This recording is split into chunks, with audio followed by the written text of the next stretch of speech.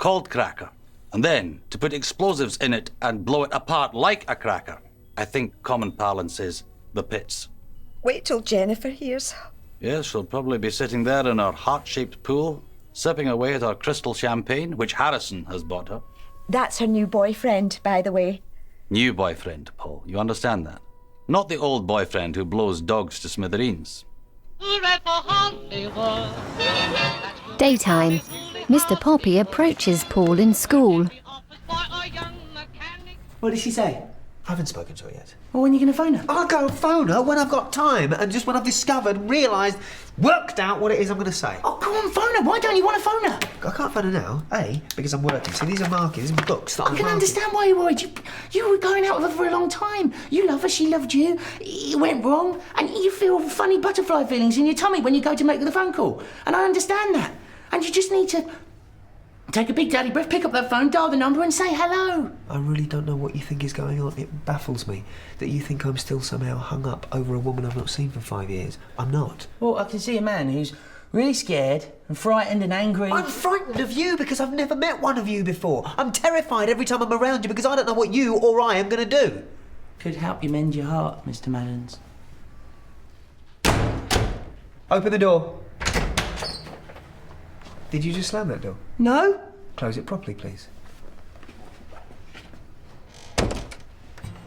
Paul recalls a past Christmas time when Jennifer and him were spinning round happily in the snow. They fall to the ground laughing. Then they slide down a slope on sledges and share a loving kiss. Suitcases in hand, a sombre Jennifer walks down the stairs of their house and out the front door, closing it behind her just as Cracker tries to follow her out. In the present, Paul gazes sadly at a framed photo of Jennifer before laying it face down. He picks up the phone and makes a call. Hello? In LA, Jennifer answers her phone, but Paul's hung up. At the school, Paul addresses the children. I was very impressed with the auditions. Thank you very much for doing those. I thought there was a wonderful array of talent on display, so you can all be very proud of yourselves. And because I think there's a wonderful array of talent on display, I have no doubt that you'll be able to handle this song, which I think is quite advanced. OK. Things are going well in Nazareth, our city is full of joy. Right, and that goes into, right, do you have to do that though? Right, so fine, Yeah, that sounds good, doesn't it? Yes. So, right, so we've got things are really cool in Nazareth, our city is full of joy. Cause this is where girl meets boy. In our city is full of joy. That's Try it. Things are really cool in Nazareth. Our city is full of joy. Cause this is where girl meets boy. Who thinks my song is better? Anyone? This is far more linear. It's very dirge-like. Mine is actually influenced more by Sondheim, but... OK, who prefers Mr. Poppy's song? Black! Imagine like darkness and blackout, and the audience thinking, what's going to happen? And like some of the children, maybe like 6 or 7, come on here, on that they're like toe heel, and then over here, some more children, so you get this big cross, and then right at the back here, as the cross opens up, we see like the city of Nazareth, and the children turn around and they've got like big cutouts of all the city, and the city comes together, and there's like little windows and lights shining through, and people go, hello, through the little windows. Mr. Poppy, these children will never be able to do that. Yes, they will. We're useless. Everyone knows we're useless. You're not useless. That's what Mr. Maddens always calls us. No, I don't. Yes, you do. No, I don't. Yes, you do. Shush. Told Mrs. Bevan that we are. Who told you that? Sam, she heard you. You did say we were useless. I didn't mean useless. I didn't mean useless. But they will never be able to do that. Yeah, they will. Anything we can do, Oakmore can do 10 times better. Ollie, Oakmore, Smokemore. The final scene of the play is a really, really important scene. Do you know what happens at the end of Nativity? Baby Jesus is born. Baby Jesus is born. Right. Who fancies going on a little field trip? to actually see a real baby being born.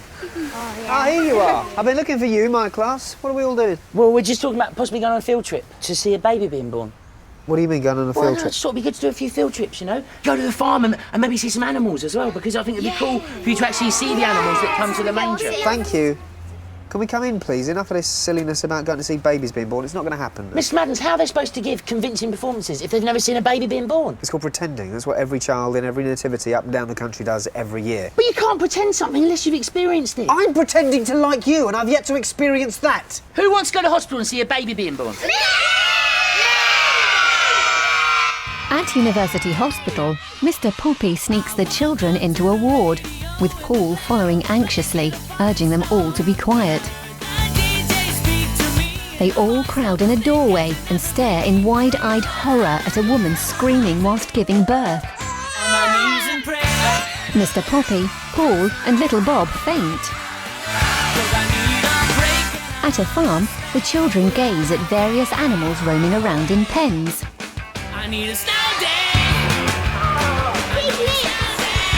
Rain's pouring down and Paul looks less than thrilled, but his expression softens as he takes in the children's wonder.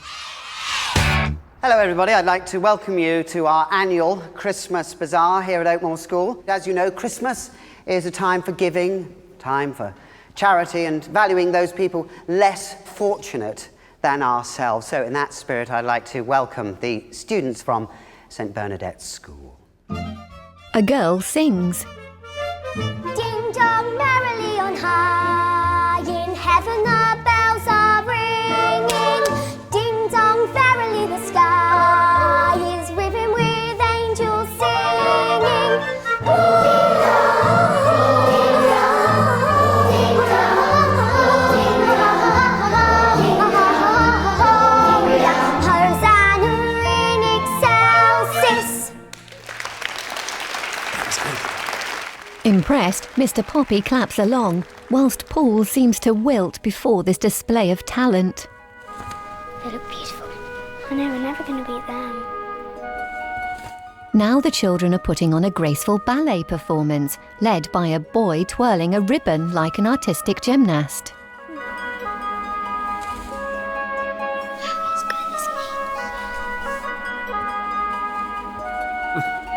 Paul scoffs at the sight of Gordon joining in, wearing a Greek god's white robe and clutching a paper lightning bolt. His face filled with worry, Paul claps along. At St. Bernadette's... All right, how are we? We all right? Are we ready to give it a go? OK, we know it a little bit. Listen, this doesn't matter. It's not a test. You don't have to be getting this right. This is just something we do because we enjoy it. We enjoy singing. Just to give us an idea of a Mary and Joseph, OK? Mr. Poppy, if you would, please. 2, 3. He's not my type. She's not too bad. Not the most gorgeous I've ever had. And yet there's something behind those eyes, a fire that flickers. In the classroom, two boys are fighting. What's going on here? Ollie and Alfie, did I see you fighting? Why were you fighting?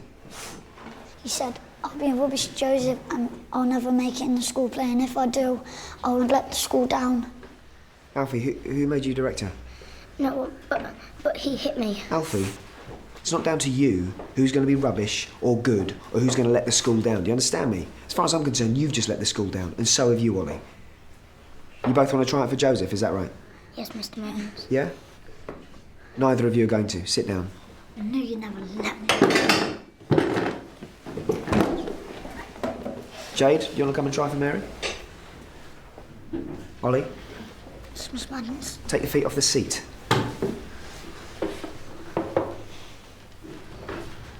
Come and try for Joseph. Come on. Thank you, Mr. Martins. I'll grow to love her. It might work out. Too young to know what it's all about. This one I'm quite excited about, but it is a bit of a risk. That could go either way. But if you don't like it, just say it. You can just say if you don't like it. Hang on, what's down here? Oh, I think I've just found... What's... In a flashback, Paul produces a ring from under the Christmas tree, but Jennifer's left the room. Forever and always home together. Other hand. Other hand. Forever and always, always home. And kiss. I know. They don't have to kiss. They don't have to kiss. No, Mr. Poppy. What about just a cuddle? Jade, Ollie, come here. Sit. That was excellent. Thank you. You've got a beautiful voice. Thank you. And Ollie, that was really good. Thank you, Miss Muns. So what was all that about earlier? Hopefully really got on my nerves. No, but do you see what I'm saying to you? I don't care if someone's getting on your nerves, you don't fight them. People think you're a bad lad, and maybe you're not a bad lad, but the more bad things you do, people have you marked down as that, do you understand? You've got real talent, and you let yourself down by being silly. And there's only so many conversations I can have with you about that. Only so many times I can tell you off, do you understand? You don't want to be told off by me, do you? It's boring. I hate doing it. It's really boring for me as well. But if you could show me more of what you've just shown me there, you could be great in this show. So could I be Joseph, Mr. Muns? We don't know that yet. Boy band, all right? I'm thinking I can see my boy band here. I'm thinking this is the boy band, but we've got to whittle it down. Without TJ? Buddy? No TJ. Why? I think he'd be a really cool Gabriel. Okay. He's in my Gabriel pile. Come on, help me, buddy. How are we going to whittle this down? We've got to lose 2. Good dancer. Zach is a great dancer. He should definitely be in it. Matt. Spiky hair and a good dancer. Right, he's spiky hair, he's a good dancer. Plus, he's eye candy for the girls. Yeah, I don't think we need to bother ourselves with that. He's 11 years old. Have you seen the looks he gets in the playground? No, I don't look for All them. these girls are like... Good, okay. He doesn't walk around the playground, he struts. Bobby! Good morning, Mr. Poppy. I feel a bit upset because I haven't got a part in the proper show. Well, how do you know that? We're just working it out now. Bob, what do you want to be? I want to be a king. Bob? She's the brightest star I've ever seen. Throw some shapes. It's that we're living in some candy dream. What to feel overcome with hope and joy. This she shine down my light, and she's guiding me her girl, me her boy. Is there room for a little one? Yeah. You through? Get in there, baby, get in. Thank you, Bob. Chin up. At Oakmoor, Things are moving apace a little bit with this Hollywood business. If they go down the road before they come here, it's going to be disastrous. It's going to be the end of everything for me. We're going to be washed up by the age of 10. Do you see what I mean? We need to find Jennifer Law, who's this executive producer. She works in one of the 5 major studios. I need somebody to go online to find out where she is. I want her contacted. We need to find out exactly what St. Bernadette's are doing in their show. Yes, Mr. Shakespeare. We can see what their show's like, see what they've got going on, then we can just top it. We can just beat them. If their show's big, we can make ours bigger. Gordon's pupils pile into a school van. At St Bernadette's, We're going to do a bit of a warm-up, because it's very important before we do any strenuous rehearsals or any strenuous activity that we warm our bodies and our minds up. Minds is equally important to warm up as our bodies. Hi, Mr. Poppy. Hi. What we're going to do is a gentle warm-up. You can join us if you like. I've actually got some music. I've prepared a little warm-up, a little dance. We're just going to limber up. Copy what I do. And you, Mr. Maddens. wearing a headband and wristbands, Mr. Poppy first loosens up by shaking his limbs. The children copy his every move. Across the playground, Gordon and his pupils are hiding behind a fence and peeking over it with binoculars. Mr. Poppy spins around and walks on the spot. Standing with the children, Paul reluctantly goes along with the playful routine. Now, Mr. Poppy's doing moves in the style of disco dancing. He drops to the ground on his knees, arms extended in the air. Paul frowns as Mr. Poppy makes humping motions and gestures the slapping of a backside.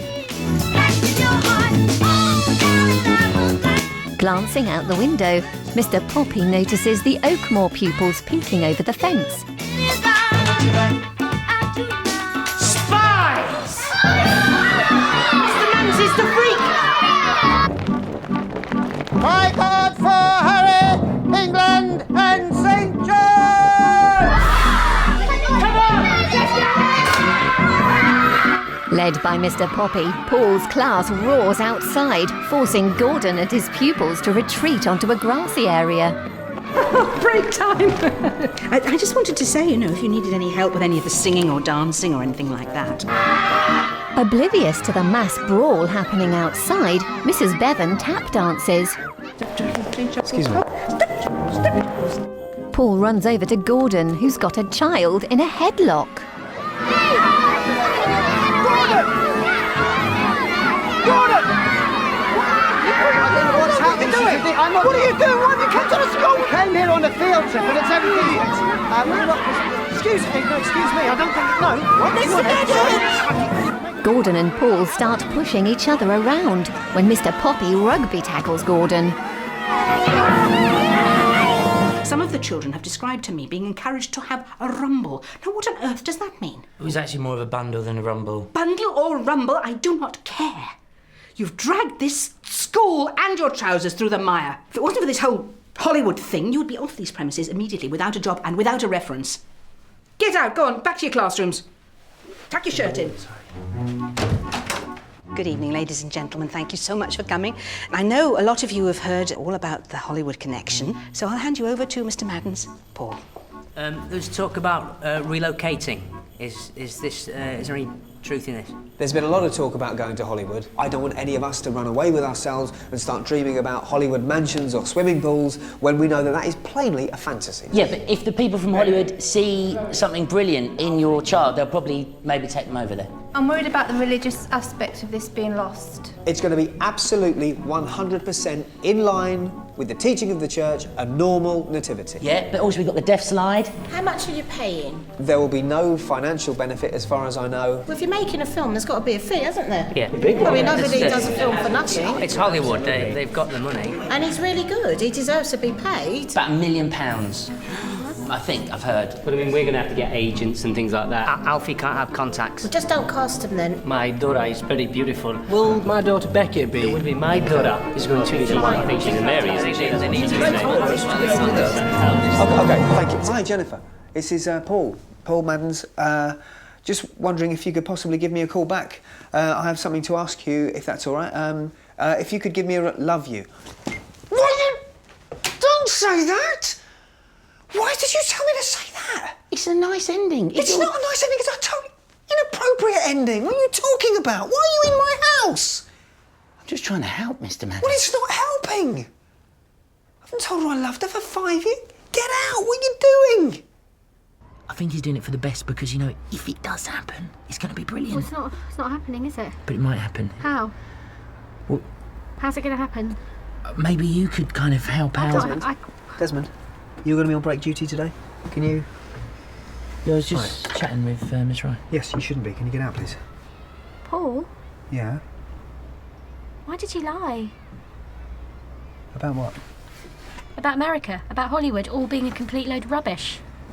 You've lied about all this. You did lie.